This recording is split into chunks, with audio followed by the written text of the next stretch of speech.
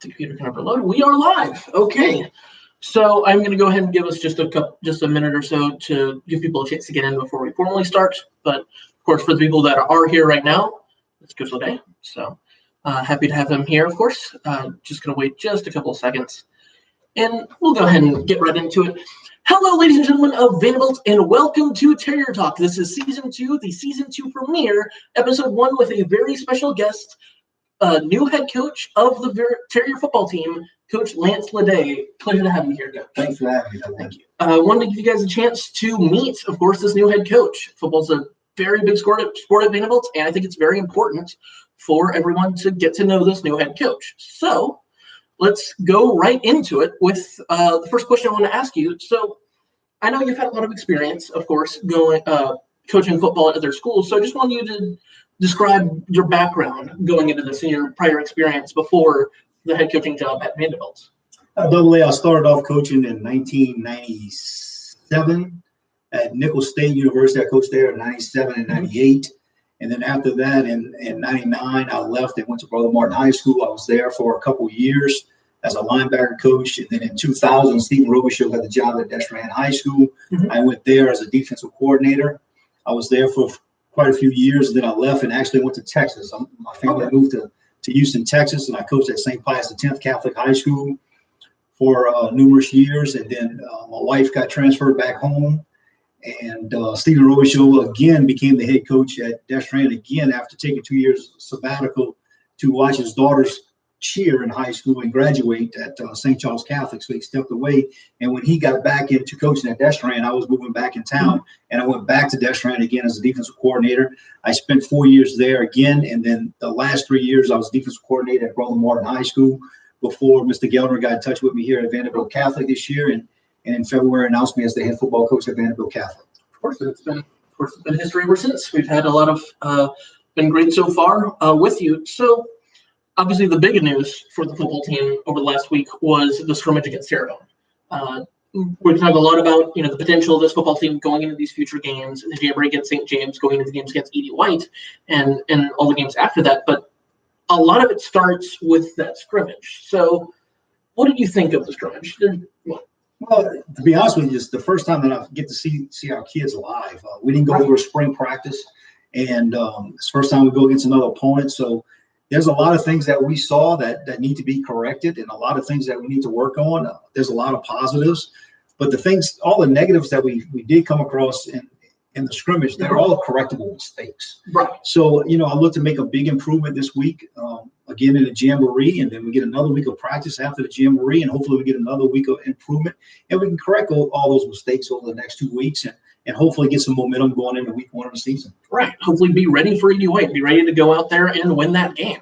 I do have a question. You've had a lot of coaching experience. Is this your first time being a head coach, or is this is it? It is. First time being a head coach. I've been a defensive coordinator for plenty of years. I don't even remember how long now, since 2000, and we're in 19 now. So for 19 years, I've been assistant head coach quite a few years, and also been an athletic director before. It's my first actual head coaching job. Okay. Are there any nerves going into those first big games? No, not really nervous. I mean, look, I've been blessed to work for a lot of great programs, and you take a little bit away from every program from every head coach that you work for, and you make it fit what's best for your kids and for your program. So no, I think if you prepare, and our staff does a great job. We work hard. We prepare ourselves. Everything is scripted from a calendar from months ahead, and practices and everything. So that kind of just takes the nerves out of it as you prepare yourself appropriately. That's great. And of course, can't wait to see how that preparedness goes into the beginning of the season. So with that being said, with all of this going in, there are a lot of changes, obviously, coming from last season to this season, and a lot of turnover in the coaching staff. You have a new offensive playbook, obviously the new head coach, a lot of turnover on the starters, a lot of senior starters graduating. So how do you think this team's going to do this season, just overall, from what you've seen? Well, and I'll start on the offensive side of the ball first. Offensively, look, everybody knows that football is a quarterback-driven sport. And if you get good play or adequate play out of your quarterback, whether you're looking for him to manage the game or make big plays, it all depends on what type of quarterback or what philosophy you're running on offense. We're looking for our quarterbacks to manage the game. Don't make turnovers. Get the balls in the hands of our playmakers. I think we're adequate at receiver. I like our receiver core. Actually, our offensive line did a pretty good job in the jamboree against Terrier. I thought they opened up some holes. We got to get better production out of the running game. Obviously, I thought some holes were there that we didn't take advantage of, and we got to get better running the football. As far as defensively, some things have changed defensively from last year. We were running a lot of what Coach James did in the past, and some of the things that I've done in the past. Also, we kind of like bridge them together a little bit. It's going to be a little learning curve. I think we got a chance to be okay on defense. Up front, we're real young. We got to start a lot of sophomores. Very young up front. We're more experienced in the middle at linebacker and in the secondary. So hopefully they can carry us for a little while until the line grows up. I think we've got a chance to be pretty good on defense. As far as special teams goes, I think we're going to be okay special teams wise. Gavin's going to handle the punting. He did that last year. But look, we got a freshman and a senior battling out for our kicking responsibilities right now. We haven't solidified that job yet. So I know Vanderbilt's a great soccer school, so they used to have great kickers.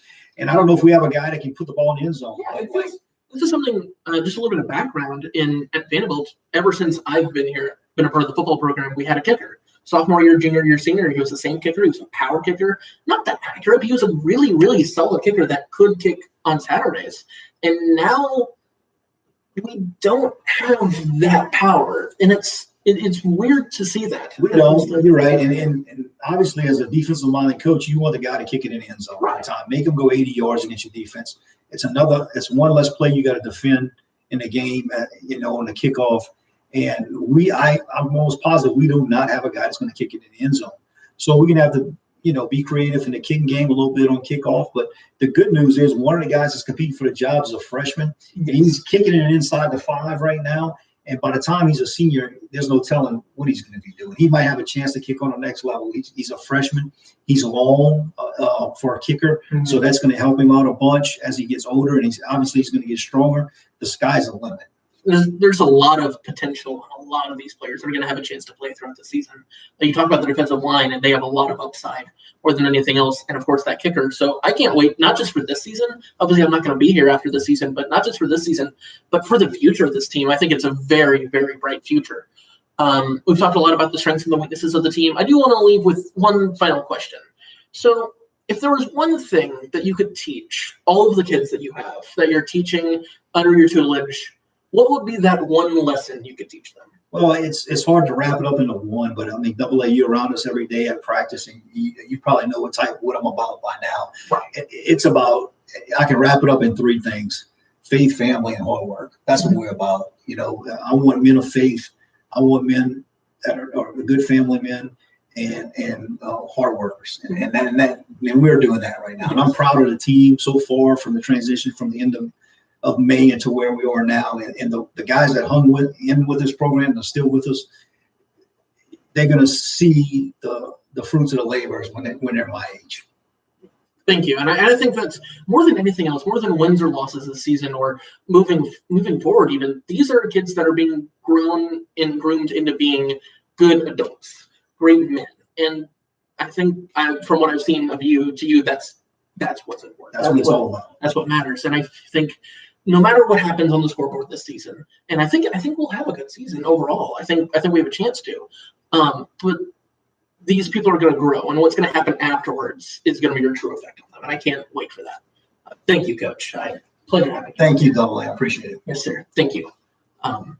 So we're going to go ahead and I do want to go ahead and wrap up. That was the interview. Thank you, sir. Thank you, AA. Thank you.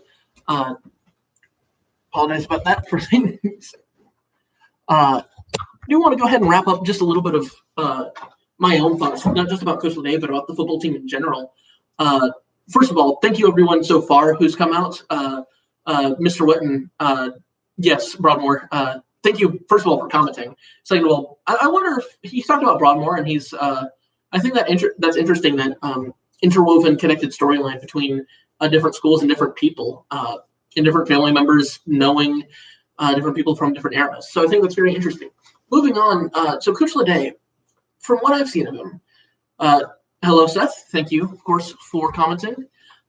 Great to see you out here, Seth. Coach Lene seems like the sort of person that's he's about integrity. He's about character and developing that in the people that he teaches.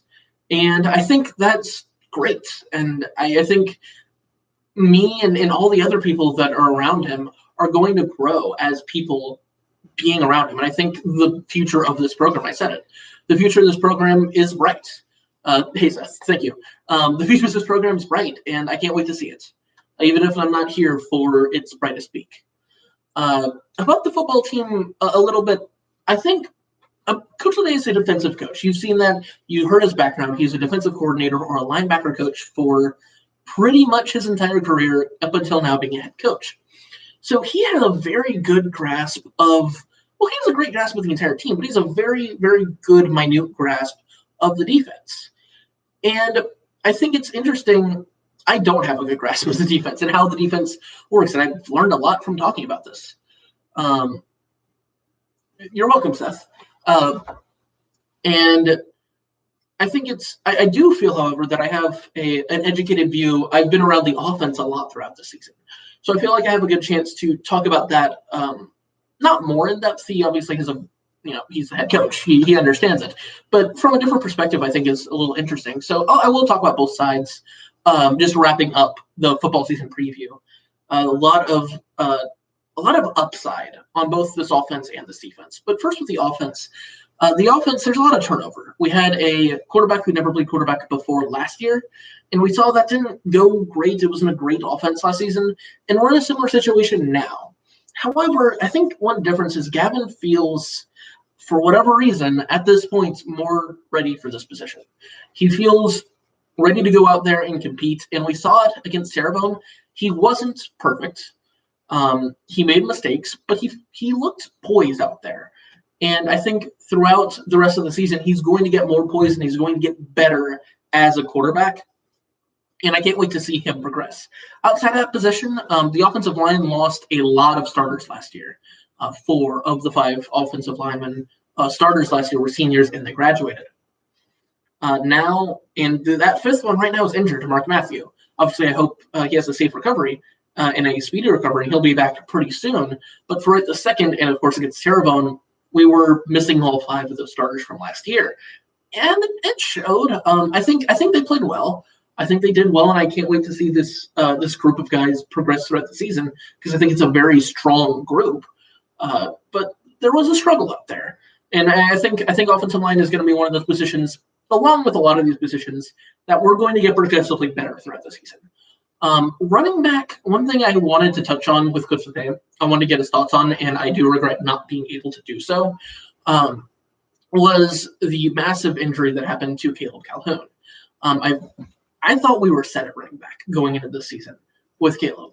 He gets injured, and now it's turned into a running back by committee. And not that that's bad, but not having that clear workhorse running back that we had last season with Drew Rios here this season. Also, thank you, Seth, for the compliments. I do like the shirt as well.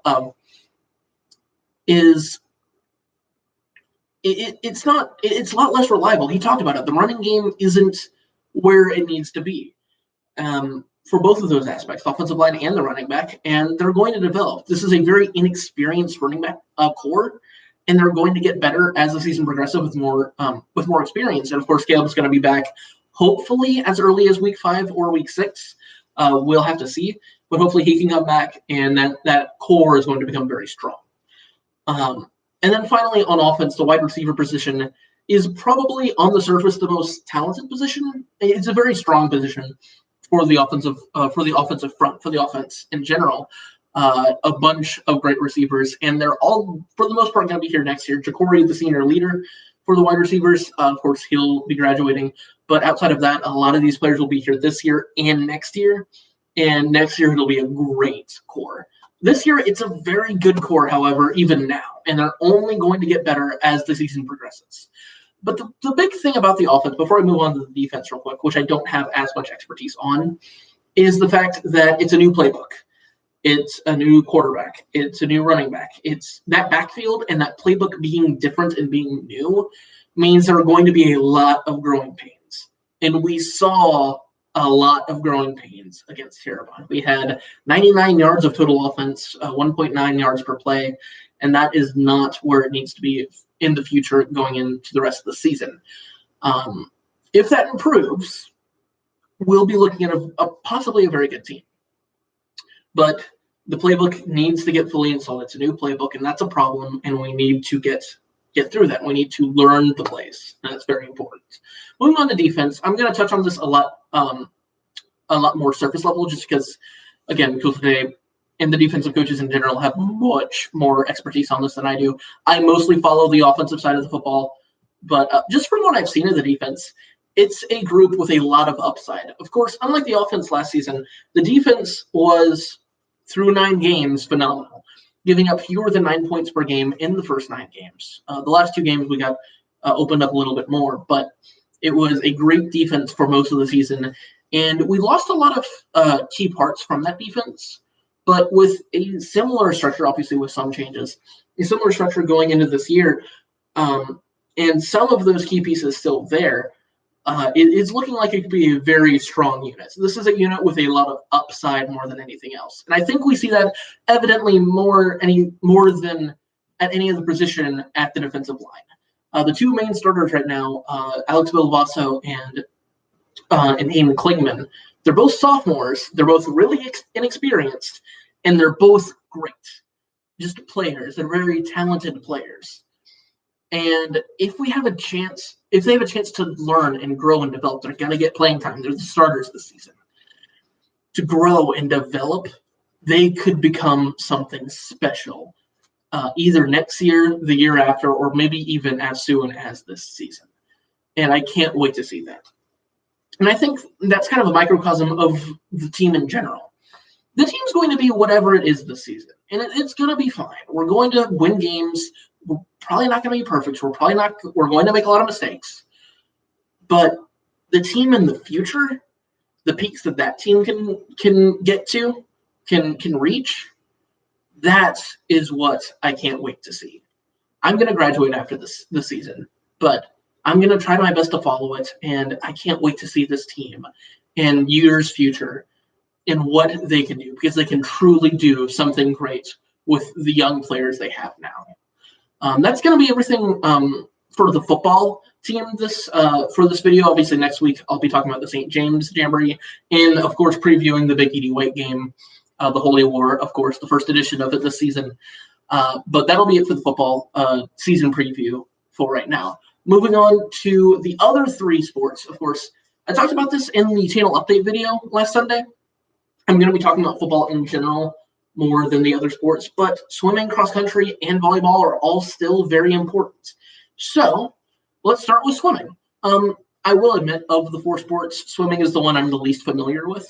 I'm going to try to familiarize myself with it more throughout the course of the season, throughout the course of the fall season. However, as of right now, my understanding of it is rather limited.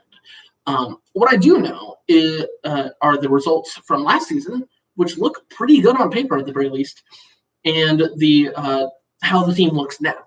So, excuse me, there we go.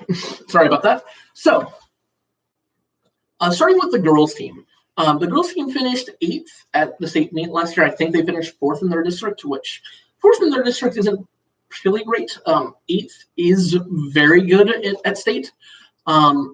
And it's a very large swim team, especially compared to the boys, and I'll talk about that in just a little bit. The girls lost a lot of seniors last season, but they also have a lot of seniors to lead the way. The list is pretty big. And it makes a lot of sense looking at the number of boy seniors in most sports this year compared to the number of girl seniors in more sports. So just a lot more girls in our grade than boys. The number is somewhere along the lines of 110 to 50.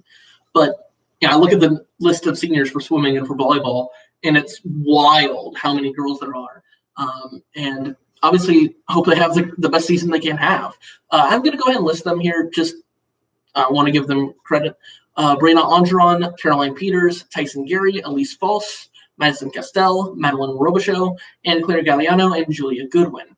That's a large contingent of seniors that have had experience, that have seen swim meets, that know exactly what they are, that probably aren't going to have the nerves that are going to have the nerves, that are going to have the will and the ability to compete without being nervous, without breaking down in one of those big swim meets that some of the younger kids might lack. And that large contingent of seniors very possibly could lead this team to do great things. Moving on to boys, the boys team, a much smaller team. There were, I want to say, around 25 girls last year, only about 13 boys. They're only losing one senior, Benson McManus, and they're looking to finish really well this season. Only losing one senior. A lot of young boys finished really well last season, and they're coming back this season to be even better. They finished 8th, like I said, also 4th in the district. I guess it's a very strong district for swimming. And they're looking to do really well this season. They had 2 juniors that were rising seniors last year with Chase Adams and Luke Daigle. But as of right now, Chase Adams is doing the football is on the football team. So I don't know if I assume he's not doing the swim team this year, which means the lone senior for the season for the boys swim team is Luke Daigle. So of course, I hope he can go out there and rise to the occasion and lead that team to the great things that they possibly can do. Moving on to cross country, starting with the boys. So this is a weird, well, it's not a weird boys team. It's a very good boys team. Last year, it was a very young team. They only had one senior, Dylan Smith. The thing about Dylan Smith, however, is that he was a dominant senior. He started for the last 4 years and was one of their best runners for all 4 of those years. So despite the fact that they're only losing 1 person in volume, the quality of that loss is a big problem for the team moving forward.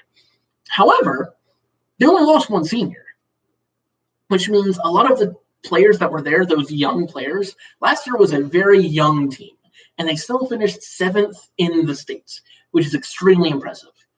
Despite that young team and only 1 senior, they still finished that high. That young team, after a year, is now an experienced team that is looking to be even better. And hopefully that extra year of experience, without losing many seniors, they can go out there and be a force to be reckoned with this season. That, of course, is the hope. The 2 seniors being Bryce Valor, who was here last season for an episode for Trapped, and Jackson Hado.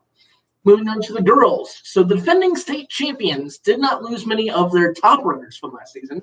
However, they did lose a couple of runners. What they did lose in those runners, maybe not the big stats, they lost leadership. Those seniors were great leaders, and the dynamic for this season is very different because of that. However, they have all of their top runners, or most of their top runners, from the state championship team from last season.